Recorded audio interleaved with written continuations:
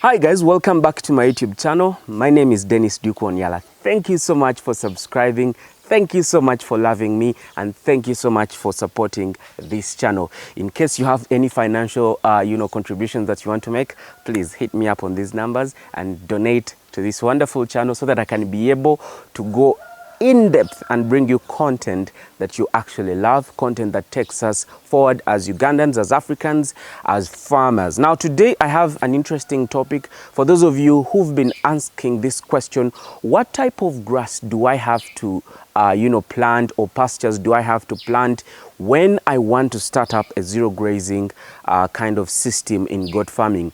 Now we all know that farming in goats, or goat farming, involves different systems. There's one that may choose to go on free range because, well, they have enough grounds for the goats to go and graze. There's somebody who has 1 or 2 acres or 3 acres and they also want to do goat farming, and this video is particularly for those. But even those with huge chunks of land, remember one thing in goat farming: that nutrition counts. Everything that the goat eats must be nutritious. So we want to start from there, and then I will be breaking down all the necessary grasses, pastures that you deserve, that the goats need or require for their proper growth and development. Now these grasses have a lot of nutritional value, including proteins, carbohydrates, vitamins, fats, among many others. So please stick around and watch this video until the end. But before we go for a short commercial break, I want to remind you that at Sungura House in Bukoto we have rabbit meat. You can come eat meat, eat chips, eat anything to do with rabbit. We cook rabbit in all different ways. So please come. We are located in Bukoto after the traffic lights as you're heading to Chisasi. If you need particular directions, this number, I don't know where the numbers are here. So please call me and I'll be more than glad to help you.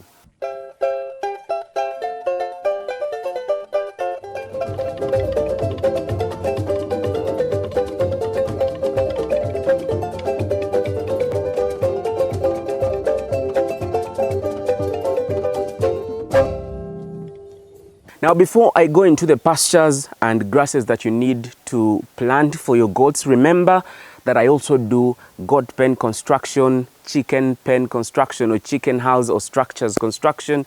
We do rabbit cages, we do rabbit structures. We literally do everything. We can do your plan, your farm planning and design and everything. Like, just talk to me and we'll find ways of doing that. Now, let's delve straight into our discussion today.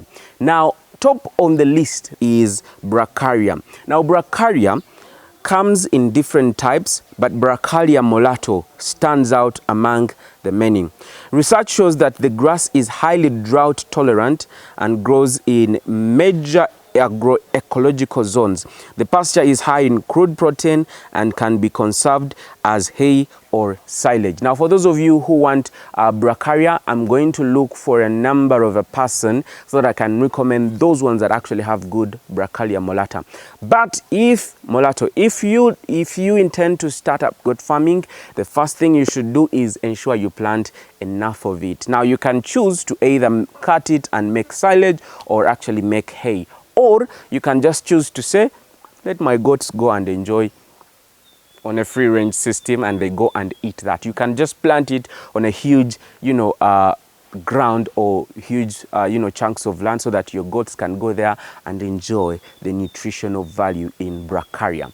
Now, the next grass or pasture on this list is my favorite, and that's none other than sugar napier or Napier grass, super Napier. Very many people call it different names. Here in Uganda, we call it the elephant grass. Of course, there are different varieties that it has been, being developed and so forth and so on. Lately, they call it Pak Chong 1. Like, there are different varieties. Whatever the variety, ensure that you plant enough elephant grass for your animals.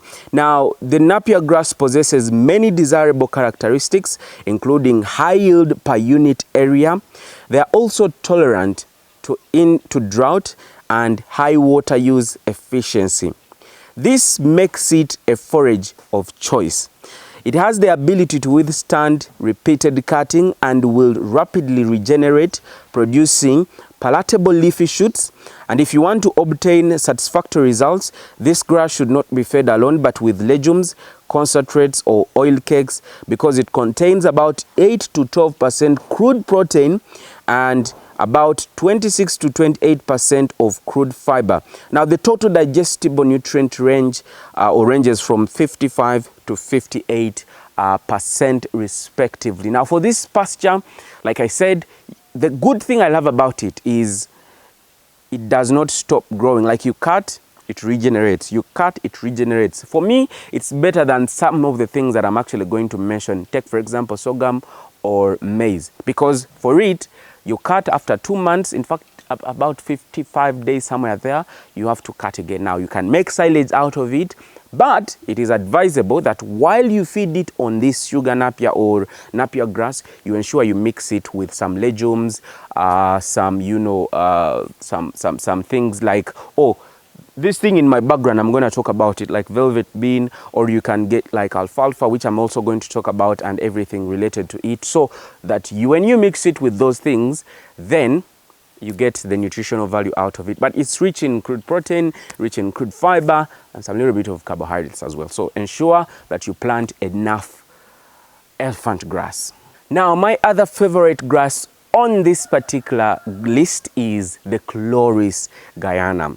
Now, the Chloris Guyana is commonly known as Rhodes grass and is a very good grass for the goats, and it's most used as hay, much as the grass can be fed as to goats even when it's still fresh.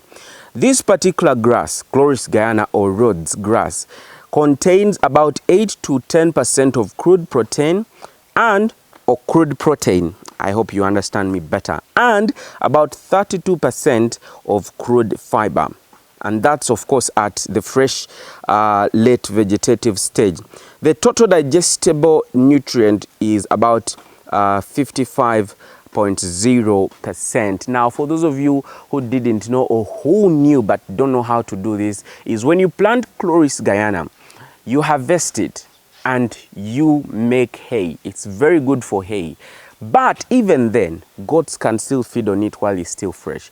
But why do we need hay? Is because our goats need hay because of the digestive system. Majorly those small ruminants like goats, sheep, rabbits, they need hay for proper growth and development. Because of the different breakdowns in their stomachs, they need the hay. And when you're making this hay, ensure that you do not put it under direct sunlight. You make hay under a shade so that that grass does not lose the nutritional value for which we are even intending to give our goats to. So please ensure that you follow those things so that you get the best hay out of your Chloris Guyana.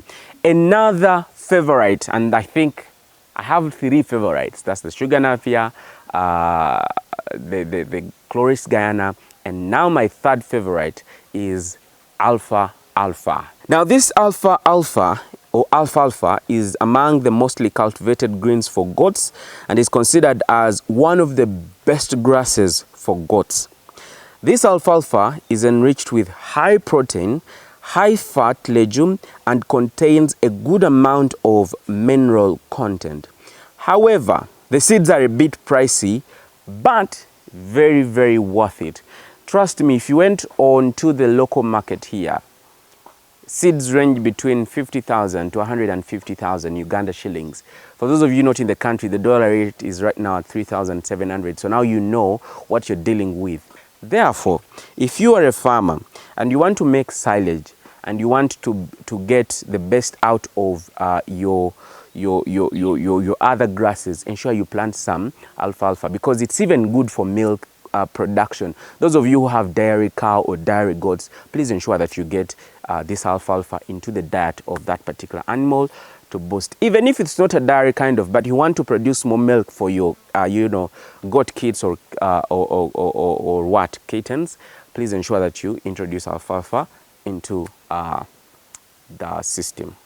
Now, for those of you who cannot access alfalfa, there's a grass called Timothy. Now, this Timothy is very good as well when you're making hay, and it's the best alternative to alfalfa.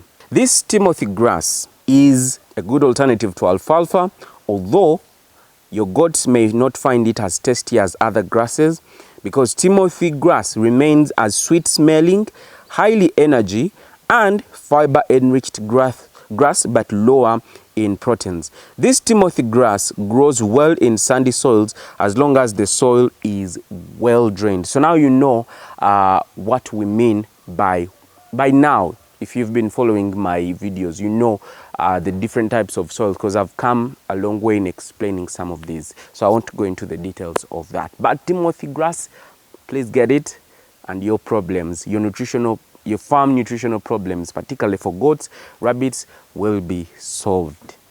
Now moving on to another one on this list is Lab.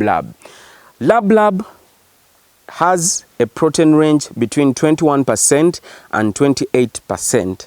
Lab is a high quality choice and an excellent source of iron and magnesium for your animals. The Logium, which comes in different distinctive varieties, is a good source of phosphorus, zinc, copper and thiamine, making it one of the best legumes for goats, since these nutrients are essential for their growth. Therefore, if you're planning to have a goat farm, ensure that you plant enough Lab so that you cater for those nutritional value. Again, Lab can also be used as the velvet beans that I'm yet to talk about. Since it's a legume, it's a cover. This one is a cover crop. So the other one is a legume as well. I think this is also a legume. So it's very good that you combine it into your feeds to ensure that your goats actually get the best. Now, the next item on the list is velvet beans. Velvet beans is commonly known as mukuna locally here, and it has a lot of nutritional values, not just for the animals, but for people as well. But for people, please ensure that you follow better instructions, because it's equally harmful to both humans and animals. So, but it's very nutritious. It's actually the second to, in fact, where you would use soya, the soya that we mix in feeds, you can use the mukuna velvet beans. However, in a very followed guidelines, because it equally has some chemical that is harmful to both human and animals. However, you can feed them on these leaves, because those ones do not have any harmful content in them. Now the mukuna, the velvet beans, just like lab mukuna, which is commonly known as velvet bean, is a type of legume enjoyed so much by the goats, and it's a source of proteins to goats and other animals. Now, others that I didn't mention or that I had on my list include Caliandra. Now, for those of you who know, Caliandra grows like a tree. They are bushy, shrubs, like they grow like trees, but they are very, very high in proteins. If you're going into goat farming, ensure that you plant at least. For the Caliandra, you can even use your perimeter fence and plant Caliandra all the way through, or get a designated area or a place where you can just dedicate and say, oh, that space is going to be for Caliandra. Again, it grows very fast and it's very rich in protein as well.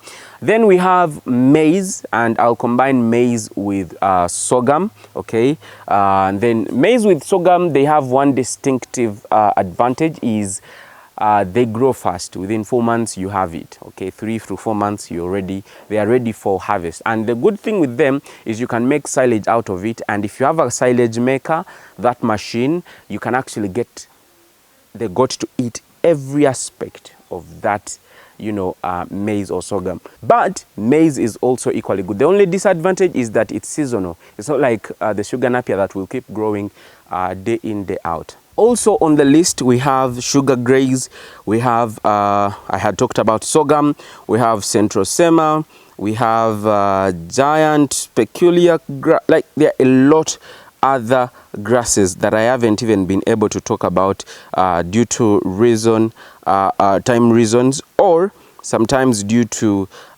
inaccessibility of some of these grasses, particularly in my country here, Uganda. So which grasses are you using there for your goats that I've probably not talked about? Leave a comment, leave your grass type in the comment section, and I'll be more than glad to help you Until then, it's a goodbye. My name is Dennis Duke Wanyala. Don't forget to visit us at Sungura House in Bukoto. We serve you best dishes, best rabbit dishes. And also don't forget, I do a lot of construction work, so give me the deal. You can support our works. Until then, it's a goodbye.